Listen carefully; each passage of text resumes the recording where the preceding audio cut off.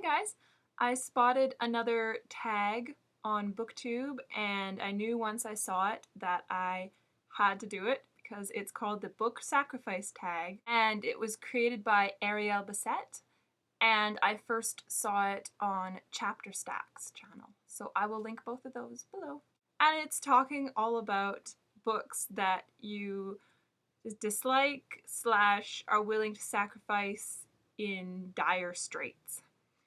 And I kind of enjoy talking about books I don't like. So, we're given 4 scenarios and we have to choose an answer for each one. And first up is, it's the zombie apocalypse. So there are zombies crawling everywhere and the only way to defeat them is to use an overhyped book. So what book do you pick? Well, I have a few choices. I would pick either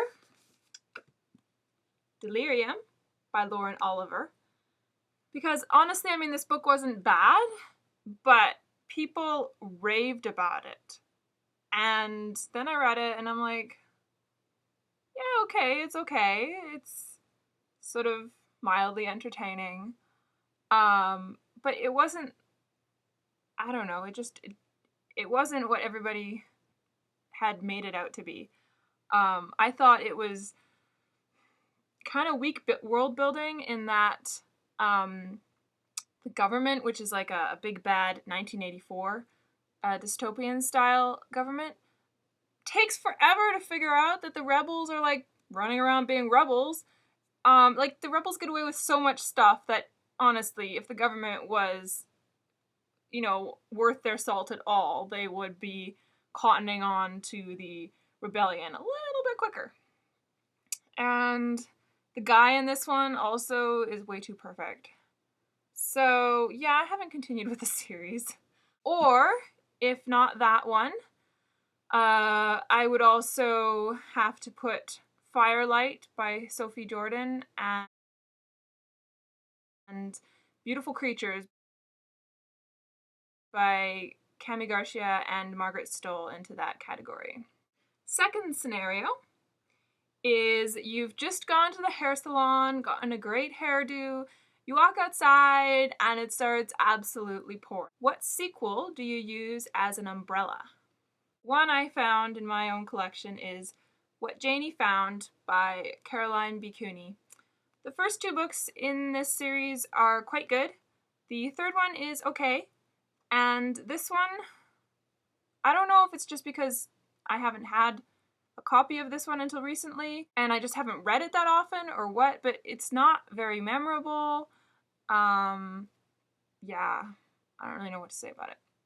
And I think there's a 5th one coming out finally, and I've heard that it's not so good either. So yeah, maybe she should have stopped while she was ahead. A few of the Princess Diaries books would also work.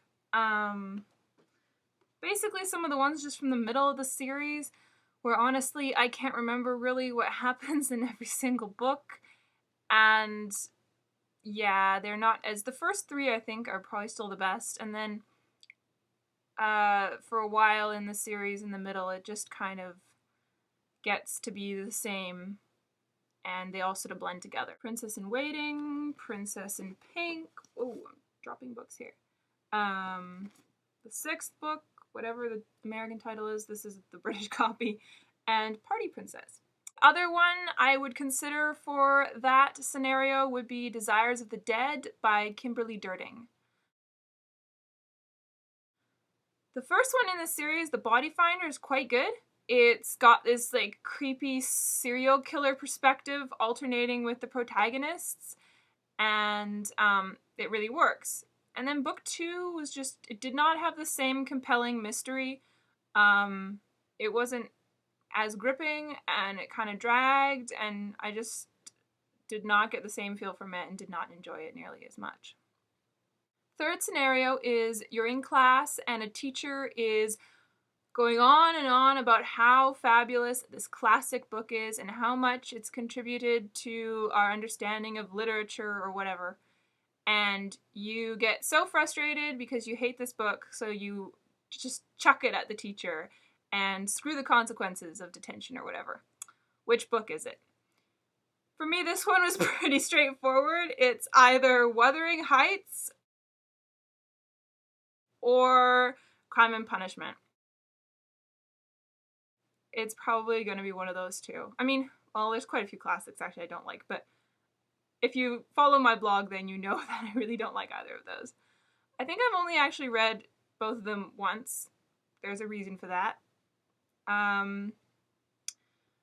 Wuthering Heights, seriously, there's practically no character in there that the reader can relate to and sympathize with. They are all pretty much horrible people who are constantly self-serving, manipulative backstabbers. Yeah. I think like the narrator is the only guy who's like halfway decent, from what I remember. And Crime and Punishment, the problem is really simple. The book is about 400 pages long, and it's about 400 pages too long. The guy commits 2 murders at the beginning and then like spends the rest of the book wondering and dithering about whether or not he's going to turn himself in. And it just takes forever, and it's so repetitive, and you just get so annoyed with the main character. And just like, make a decision one way or the other. Don't keep wishy-washy wallowing around thinking about it.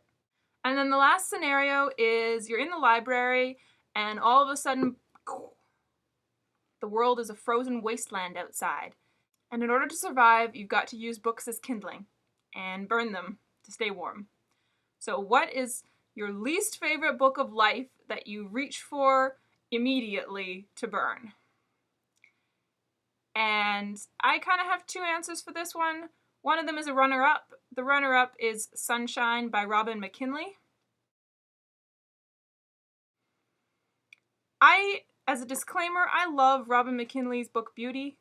It's one of my favorite fairy tale retellings, and I adore that book. But her book Sunshine was so painful. It was like, it had everything wrong with it, sort of. Like, I couldn't like the main character because she was too cynical and jaded and sarcastic all the time. Like, it just got really old.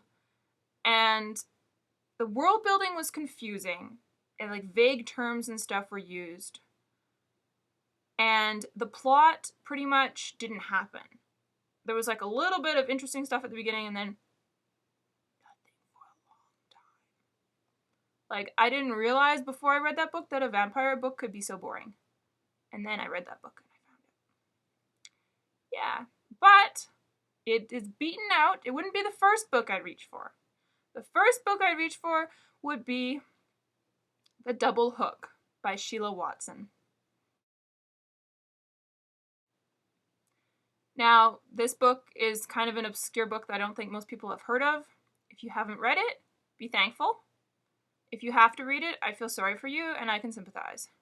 If you want to read it, don't. Change your mind. Read something better.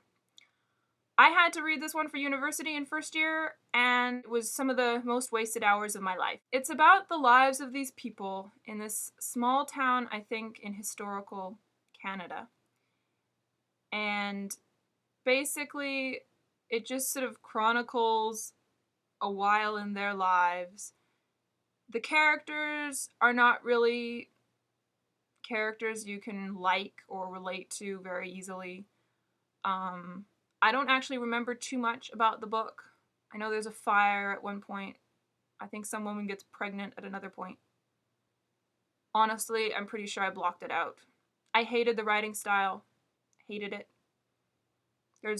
And then we had to dissect it to death, of course, which doesn't help. But I hated this book so much, I wrote a poem about it.